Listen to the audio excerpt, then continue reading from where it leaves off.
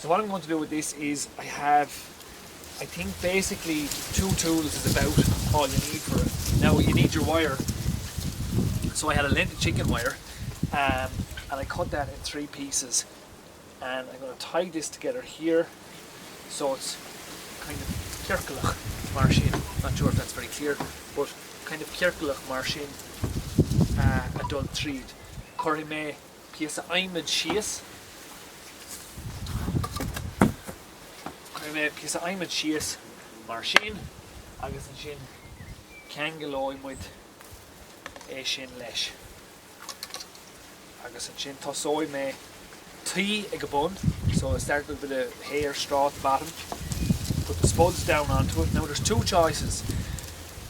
When I form the shape at the bottom, you can either plant 1 layer and then put soil in, and in the next layer hay, soil, spuds, hay, soil, spuds coming up, and it grows out all along, it grows out the way from this. Or the other option is to follow like the tyre method.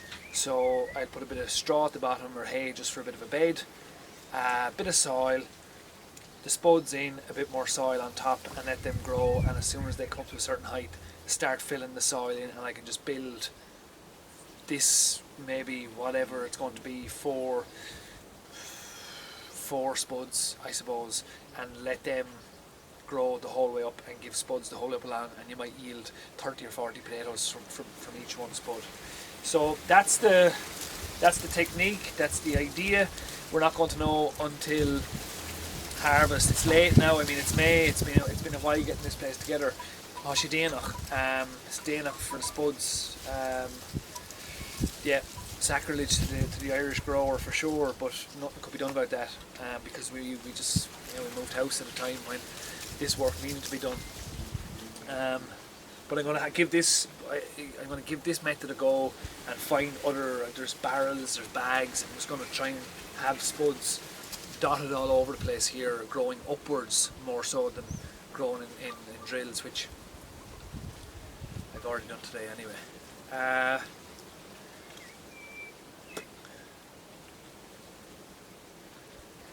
think that's about it. I mean, yeah.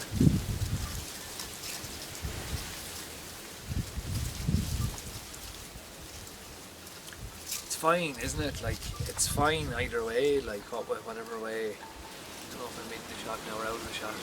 Maybe I've been out of it for the whole thing. It's fine either way, it just matters really that more people are out. It doesn't, like, whether you do it right and the wire falls down and the wood falls down, or the spud doesn't grow, or it grows out and it gets, I don't know what happens, your manure isn't old enough or it's too old or whatever, different problems. And often when you put stuff up maybe online, you know, there's 100 voice come in and say you should be doing it this way, but it doesn't really matter. Like, ní léin an rud is tábhacht díná bhfuil me dá dhéanamh, just bhfuil me dá buin trílas, just déan rud a bháin, like chur rud a bháin, agus tóg rud a bháin, mana bhfuil sé de haíl got rudí a thógáil if it's not your experience. This couldn't be any more us, like, to be growing couldn't be any more us. I feel here in this place, like, we can be providing for ourselves an awful lot more than we are, and to not be as dependent on the modes of transport and supermarkets and that whole method of production. Like, we just don't need it nearly as much. It's great at the moment because of COVID, which obviously isn't great, but it's great because of it that we all have a little bit more time to grow and spend a bit more time in the garden, and no doubt our children and ourselves are grateful for that.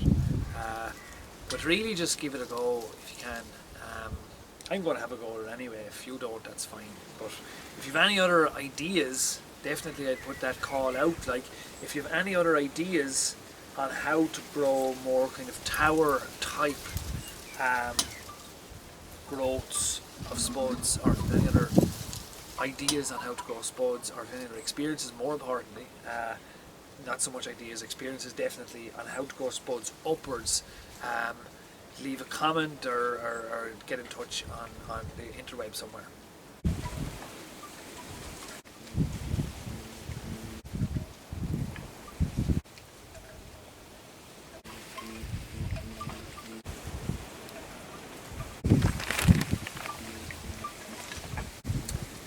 So seo é gCathair fiachanis. I'm get it away. So this is it. A bun tea or bar her mask compost topsoil. Yeah, just ruddy luffon cisht and gachrod size fine level shin famine har timpel a rish tea a rish cone a nartu of rain just to strengthen up a bit. There's a little bit more hay in there, and what I was thinking on the way up, because the seaweed is so valuable for the spud is there, then a little bit of compost and a little bit more of the compost mix that I've made. And what I was thinking then was, if it was possible, seaweed is our most plentiful resource down here, without doubt. We use it for food, for bathing, for cleansing, and we use it on the bprátaí.